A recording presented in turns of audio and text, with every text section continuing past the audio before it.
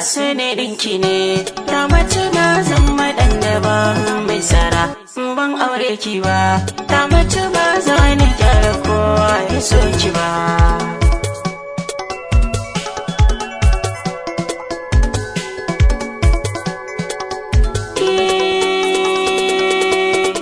ban saba da soyayya ba sa'i guda na fada cikinta sa'in da na ido bi da Ramatu da hankali ya koma gurinta gaba ɗaya ta sace tunanina a ko'ina yawan ambatanta idan ta zo wucewa makaranta na kan tashi ina bin bayanta amma na kasa ce mata ko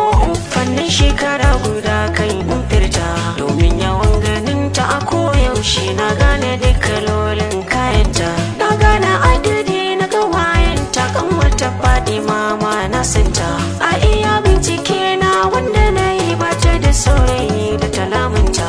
na ga saurayi na masa mata da daddare na kai masa bakunta na lallaba na mai mugun sara a wuya koko fuskar na bata na kashe in samari ba adadi saboda Ramatu na sun bita ana ta binciken wanda ke kisa ba wanda ya zaton ni ke yinta domin koyaushe aiki na lazimi sallah kowace ni kan kira ta bara na kuma labarin Ramatu ku jiya muka kaya ni da ita kwashe shekara biyu a lalace na kasa bayyana mata hajata rannan na tashi na bi kirji na kwalliya na ce zan je gunta ranar fitan gidansu da karfi na wannan ko zuciya fal cikinta ina isa cikin unguwarsu sai na ga taron mutane cikinta ban tambaya ba taron menene sai na juya gida nan nafsata zargi da ke a raina ina ta jin wannan taron ana daurin aurenta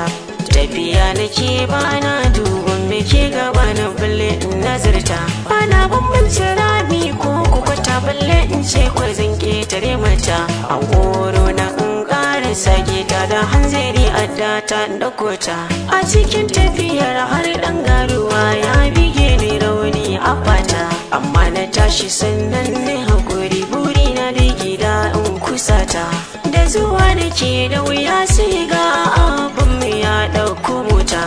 yayi sallama da gida da gani na saka san aiki zai fita da gani na sani ko na boya dan damuwa ta kare da ya gano ta na shiga gida sai ɗaki na hau neman adda ta ɗauko ta laliba ta nan duba can babu ita babu alamunta ashe mutum na ƙarshe da nasara kan wangi dan mutum na koyi ta